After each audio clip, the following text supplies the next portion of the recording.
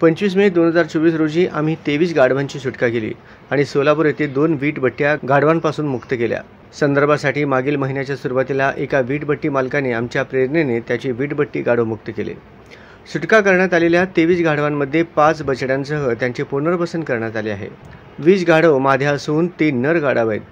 2015 मध्ये community development unit CDUने Sangli येथे वीटभट्ट्यांवर काम करणाऱ्या गाढवांसाठी यांत्रिकीकरणाचा पथदर्शी प्रकल्प सुरू केला। आम्ही वीटभट्ट्यांवर यांत्रिकीकरणाची शक्यता तपासली आणि परिणामी 2 भट्टीमुळे 23 गाढवांना अभयारण्यात आणता आले। हळूहळू सांगली येथे 2023 पर्यंत आम्ही 31 वीटभट्ट्यांचे यांत्रिकीकरण करू शकलो। कोरोना महामारीमुळे आम्ही हा प्रकल्प 3 वर्षे सुरू ठेवला नाही। गेल्या वर्षी शशिकांत भारद्वाज सिनियर CDM सोलापुरात गाढवमुक्त वीटभट्टी प्रकल्प वाढवण्याचा निर्णय घेतला आहे।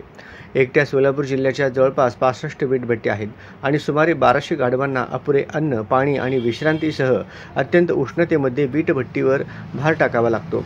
काम करणाऱ्या गाढवांना विविध कल्याणकारी समस्यांचा सामना करावा लागतो, जसे की प्राण्यांची उपेक्षा, मारहाण, अयोग्य हार्नेसमुळे वेदना, अपुरे किंवा खराब पोषण, रोग, परजीवी आणि जखमी किंवा आजारी जनावरांना काम करण्यास भाग पाडले जाते। अन्न, पाणी किंवा विश्रांती न घेता अखंड उन्हात प्रचंड विटा उचलण्यासाठी गाढवांना मारले जाते।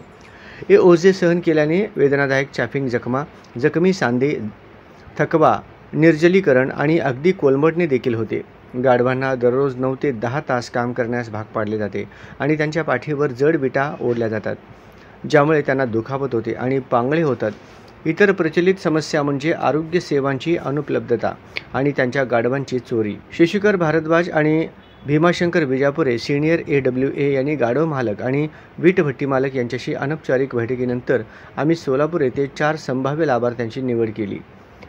आम्ही त्यांच्यासोबत 2दा खर्च लाभ विश्लेषण केले। ते नेहमी आमच्याशी सहमत होते, पण समवयस्क आणि कौटुंबिक दबावामुळे त्यांना काही काळानंतर U-टर्न मिळतो। विजापुरे यांनी त्यांच्याकडे नियमित पाठपुरावा केला आहे। मग आम्ही त्यांना भावनिक करण्याचा प्रयत्न केला आणि त्यांच्या मुलांचे कल्याण आणि त्यांचे भविष्य याबद्दल चर्चा सुरू केली। हे काम केले आणि कौटुंबिक दबाव कमी झाला। 25 मे 2024 रोजी आम्ही 23 गाढवांची सुटका केली आणि 2 वीटभट्ट्या गाढवांपासून मुक्त केल्या। डॉक्टर चेतन यादव यांनी सर्व गाढवांची तपासणी करून त्यांना वाहतुकीचे फिटनेस प्रमाणपत्र दिले आहे। डॉक्टर संगमेश्वर गोंड, भीमाशंकर विजापुरे, सोमनाथ देशमुख, सुधाकर ओहोळ, अजित मोठे, महेश क्षीरसागर आणि संकेत कदम यांनी सर्व गाढवांना वाहनावर चढवले।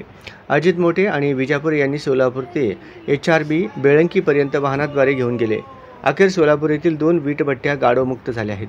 आता 18 कार्यरत गाढवे आणि 5 गाढवे त्यांचे उर्वरित आयुष्य आमच्या अभयारण्य बेळंकी येथे आनंदाने घालवतील।